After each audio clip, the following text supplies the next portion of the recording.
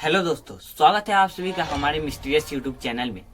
ये घटना है असम के एक कुलधारा नामक गांव की, जिस गांव में गिने चुने घर ही बसते थे।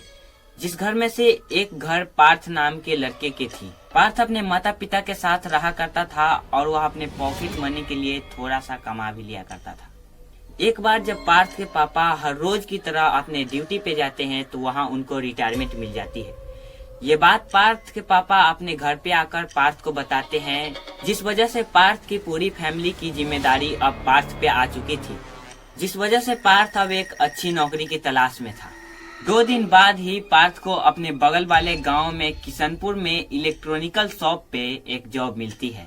पार्थ उस शॉप पे मोबाइल रिपेयरिंग का काम करता था और अपने फैमिली की जिम्मेदारी को अच्छे से निभाता था।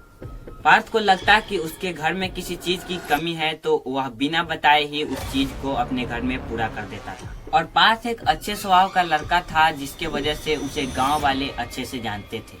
हर लड़के की तरह पार्थ का भी एक सपना था कि उसके पास भी एक अपना नया बाइक हो, जिससे वह अपने जॉब पे आ जा सके। इस वजह से पार्थ अपने सैलरी का कुछ पैसा अपने बाइक के लिए बचाया भी करता था। पैसा बचाते बचाते पार्थ ने फाइनली एक नई बाइक ले ही लिया। अब पार्थ अपने उस नई बाइक से हर रोज ड्यूटी आया जाया करता था।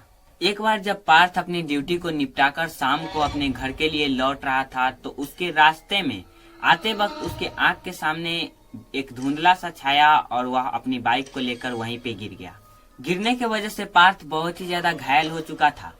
लेकिन उसी वक्त एक कार वाले वहां से गुजर रहे थे तो उन्होंने देखा कि एक लड़का सड़क पे बहुत ही ज्यादा घायल है, तो उसने एम्बुलेंस को उसी वक्त कॉल किया और पार्थ को जल्द से जल्द हॉस्पिटल को ले गए। पार्थ के घर से 2-3 घर ही बगल में एक प्रिया नाम की लड़की की घर थी। प्रिया जब शाम को अपने घर से बाहर निकला तो देखा कि पार्थ अपने घर की ओर बाइक लेकर धीमी गति से आ रहा है। प्रिया यह जानती थी कि पार्थ जब नई बाइक लिया है तो आज तक पार्थ ने इतना धीमी गति से कभी अपनी बाइक को नहीं चलाया।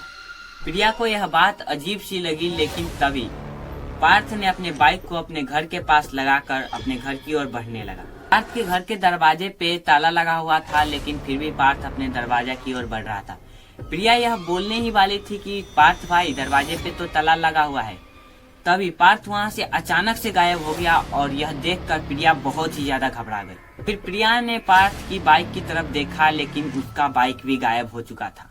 अब प्रिया बहुत ही ज्यादा घबरा गई, लेकिन उसने सोचा कि यह कोई मन का भ्रम होगा, लेकिन वहाँ से प्रिया चली गई। जब प्रिया वहाँ से अपने घर को अंदर आई तब देखी कि वहाँ पे उसके दोस्त स्नेहा का कॉल आया हुआ है। प्रिया ने कॉल रिसीव किया और उसके फ्रेंड ने उधर से कहा कि प्रिया, क्या तुम्हें पता है अपने पार्थ भाई का एक्सीडेंट हो चुका है और वह हॉस्पिटल में जाकर अपना दम तोड़ दिया।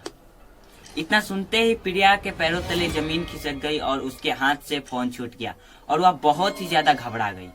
फोन गिरने की आवाज सुनकर प्रिया की मम्मी उस रूम में आ जाती है और कहती है कि क्या हुआ। प्रिया ने अपने मम्मी को कुछ नहीं बताया और अपने रूम में जाकर अंदर से दरवाजा बंद कर सो गया। अगली सुबह प्रिया उठता है तो अपनी कामों में लग जाता है और ऐसे करते करते प्रिया को 1 सप्ताह बीत चुका था। 8वें दिन प्रिया घूमने के उद्देश्य से गाँव से थोड़ा सा बगल एक नदी के किनारे गई। तब प्रिया को यह बात पता चलती है कि पार्थ भाई का भी दाह संस्कार इसी नदी में किया गया है। यह बात जानकर प्रिया को बहुत ही ज्यादा घबराहट होने लगी और वह अपने घर की ओर आने लगी।